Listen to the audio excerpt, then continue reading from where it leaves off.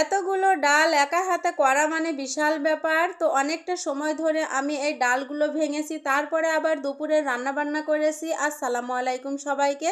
তো কিসের ডাল করেছি সবগুলো আজকে শেয়ার করব। তো সকালবেলা ঘুম থেকে উঠে কাজকর্ম সেরে তাসিনের টিফিন দিয়ে তো আমি একটু ফ্রি ছিলাম, তানহা বাবু ঘুমাচ্ছিল, ভাবলাম এটা করে নিয়ে এই কাজটা। তো এটা দেখতে পাচ্ছেন একটা বস্তা, এই বস্তার মধ্যে কি বলুন তো। তো এগুলো আমি এখন এই যে একটা গামলায় নিয়ে নিয়েছি, বের করে নিচ্ছি। তো এগুলো কিন্তু গ্রাম থেকে আমার আম্মু নিয়ে এসেছিল, তো এতদিন করতে পারিনি সময়ের অভাবে, যেহেতু আজকে সময় পেয়েছি তো এই কাজটা করেই নি। তো এখানে দেখতে পাচ্ছেন মুগ, তো অনেকেই চিনবেন এটা কি, এটা কিন্তু দেশি মুগ বলে। তো এটা কিন্তু গ্রাম থেকে আমার আম্মু ভেজে নিয়ে এসেছে। তো আম্মু অসুস্থতার কারণে ডালটা করে দিতে পারিনি, এই কারণে এখন আমি ডাল করতে বসে যাব। আর এই মুগগুলোর পরিমাণ ছিল 5 থেকে 7 কেজি। তো প্রতি বছরই এরকম করে মুগ ভাঙিয়ে কিন্তু আমি সারা বছর এই মুগের ডালটাই ব্যবহার করি বা খাই। তো এই মুগের ডালটা আমার খুবই পছন্দ, এই কারণে কি না মুগের ডালটা খাওয়া হয় না। তো এখন এই ডালটা করে নিবার, এখানে একটা বস্তা দেখতে পাচ্ছেন। তো বস্তার পরে যেই বস্তাটার মুগটা ছিল সেই বস্তাটাই নিয়েছি, আর সাথে একটা চটের বস্তা পেরে নিয়েছি।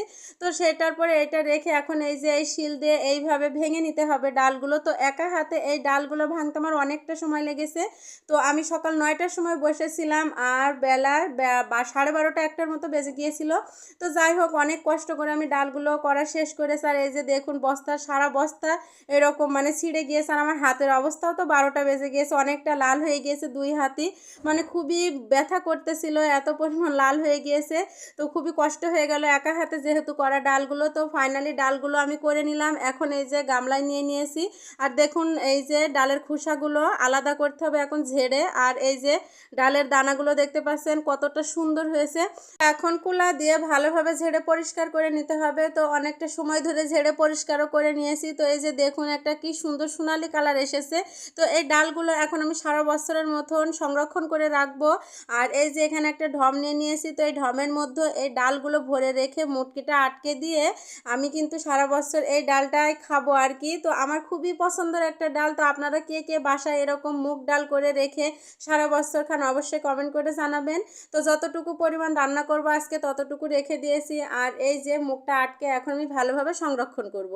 আর এদিকে যে রান্নার জন্য এতটুকু ডাল নিয়ে নিয়েছি। তো আজকে ভাবলাম দেশি মুগ ডাল যেহেতু খিচুড়ি ভাত রান্না করা যায়, আর সময়ে যেহেতু নেই, আজান হয়ে গিয়েছে, দুপুরের 1টার আজান দিয়ে দিয়েছিল, এই কারণে যে আমি খিচুড়ি ভাতটাই বসিয়ে দিব। তো হাতে মাখা খিচুড়ি করব। তো রসুন পেঁয়াজ দিয়ে দিলাম, তারপরে দারচিনি এলাচ জিরা লবণ হলুদ সব কিছু দিয়ে তেজপাতা তেল দিয়ে আমি ভালোভাবে এই যে হাতে মেখে এবার এই যে এর মধ্যে দিয়ে দিব পানি দিয়ে, তারপরে রাইস কুকারে বসিয়ে দিব। তো ঝটপটে এখন রান্না করতে হবে যেহেতু তাসিন খেয়ে আবার পড়তে যাবে।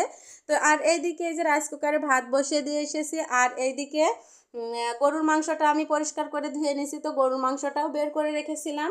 তো এগুলো এখন রান্না করব। তো এখানে যে গরুর মাংসটাও বসিয়ে দিয়েছি। তো সেইভাবে আজকে শেয়ার করতে পারতেছি না, তো এর আগেও তো দেখিয়েছি কিভাবে রান্না করি।